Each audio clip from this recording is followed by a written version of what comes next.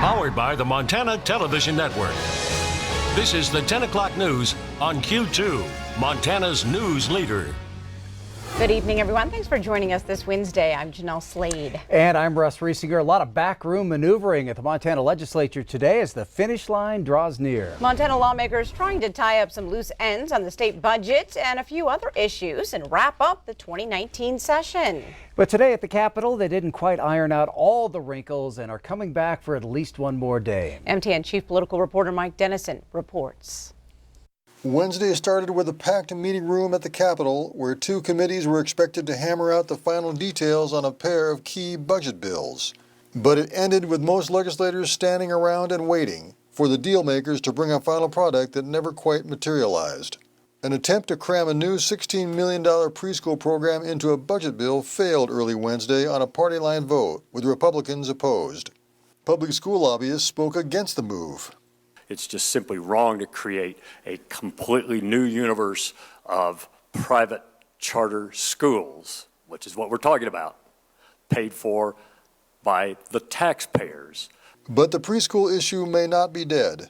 That same committee had planned to meet later Wednesday to discuss other preschool funding options and possibly some language that could help transactions related to the Colstrip 4 power plant and Colstrip transmission system.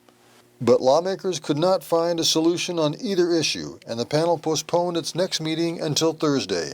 Senate Majority Leader Fred Thomas told MTN News that lawmakers are still kicking the tires on some options for this final catch-all bill.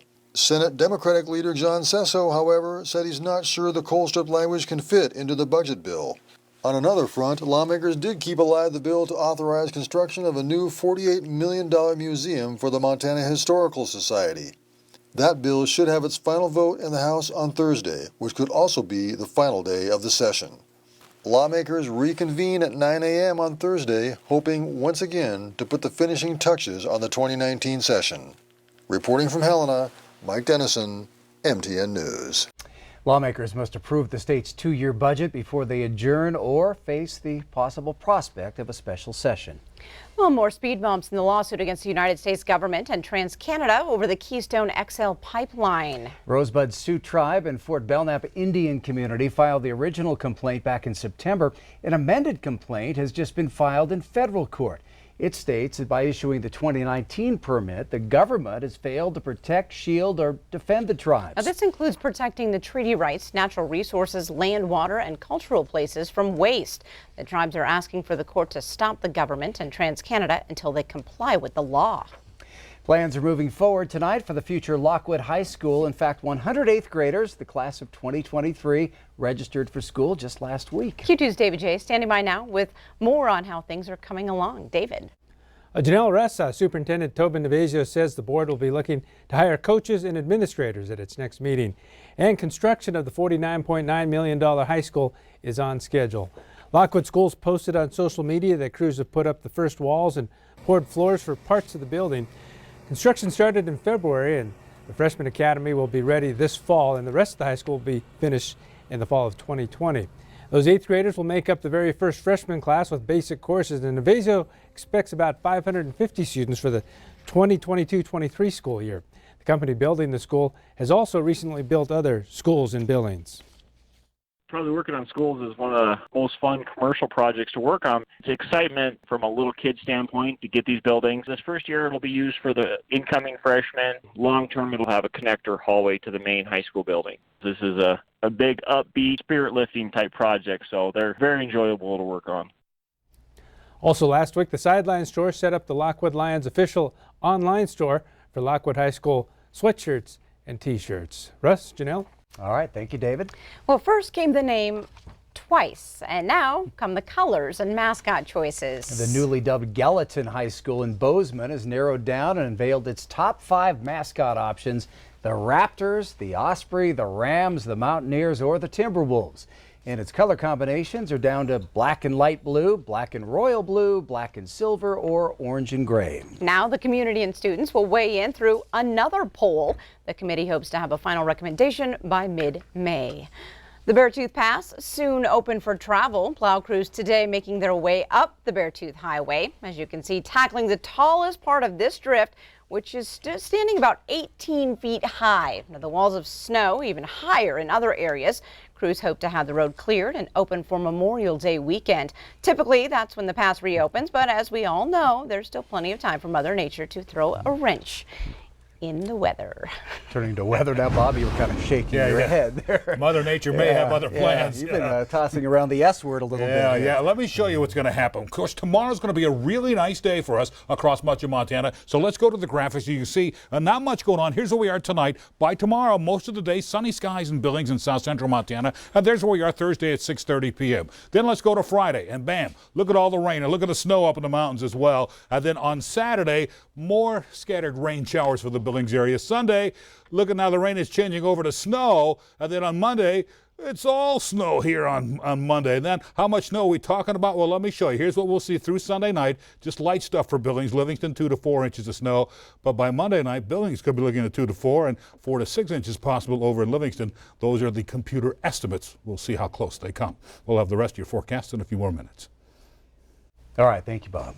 Well, the ringleader behind one of the most horrific hate crimes in modern day history has been executed in Texas. Back in 1998, John King and 2 others beat James Byrd Jr. before chaining him to a truck and dragging him nearly 3 miles. That brutal murder spurred Texas and Congress to pass hate crime legislation. Another defendant in this case, Lawrence Brewer, was executed in 2011. The third man, Sean Berry, was sentenced to life in prison.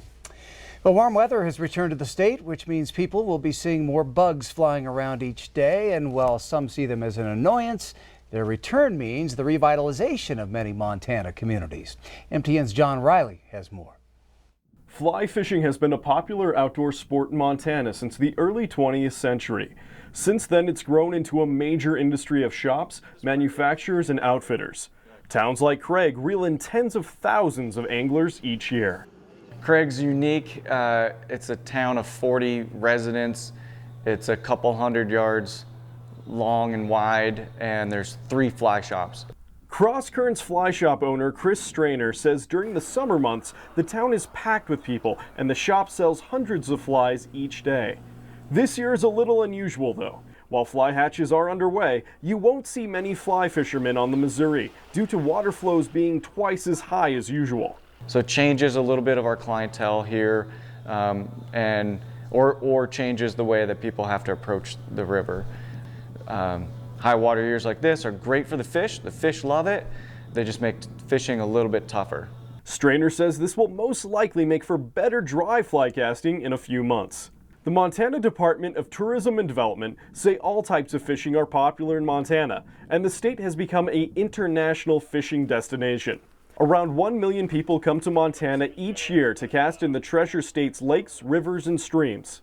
Outdoor recreation as a whole is the cornerstone of tourism in Montana, and within that umbrella, fishing ranks really high as a top activity of why people want to come to our state. The state is currently seeing a surge of people using outfitters, bringing in around $374 million last year as an industry. Despite being nearly 30 years old, many credit some of the growth to Robert Redford's movie, A River Runs Through It. Unspoiled Nature is a brand pillar of ours, and we're one of the last places that you can experience something like this, and we have such great access to our waters. We have an audience that wants to come here for free-spirited adventure. Fly fishing really embodies that. It's romantic, and part of A River Runs Through It helped us romanticize that, but also it's accessible for people, and people can come here and enjoy it. Montana Fish, Wildlife and Parks say with a few hours, pretty much anyone can pick up fly casting, though it takes a lifetime to truly master. But as many anglers will tell you, even if they don't catch anything, it's still a great day to be fishing in Montana. Reporting from Craig, John Riley, MTN News. And if you are wading out to fish, you're warned to be cautious with the spring water depth and the current strength in most rivers. Well, time is running out to take a personal tour through the 2019 Billings St. Jude Dream Home before it belongs to someone. Sunday, May 5th, one lucky ticket holder will win this $500,000 classic design home in the Ironwood subdivision. All of the St. Jude prize drawings will happen on Sunday, May 5th, live on Q2 from 5 until 6 p.m. Now, as the anticipation draws near, this is your last weekend to visit the house at 4202 Snowy Woods Drive. Saturday's open house runs from 9 a.m. to 5 p.m. and Sunday from noon to 5. And just for touring the house, you can enter a chance to win a $10,000 home makeover package at Ferguson Enterprises. And that is all free to put your name in that. And a big thank you to our community and region for purchasing all of these 6,500 tickets 1 month early. That is great. Nice job. Well, coming up on tonight's 10 o'clock news, it is time for another cowboy or his horse to take the spotlight at the Montana Cowboy Hall of Fame. And later, what is breaking the bank? We'll check in with the latest Jeopardy star for the answer. And in sports, Scott hears from Montana's highest finisher at the Boston Marathon in almost a decade. You're watching MTN News with Jeanelle Slade and Russ Riesinger, Storm Tracker weather with Bob McGuire, and sports with Scott Breen. This is the 10 o'clock news on Q2, Montana's news leader.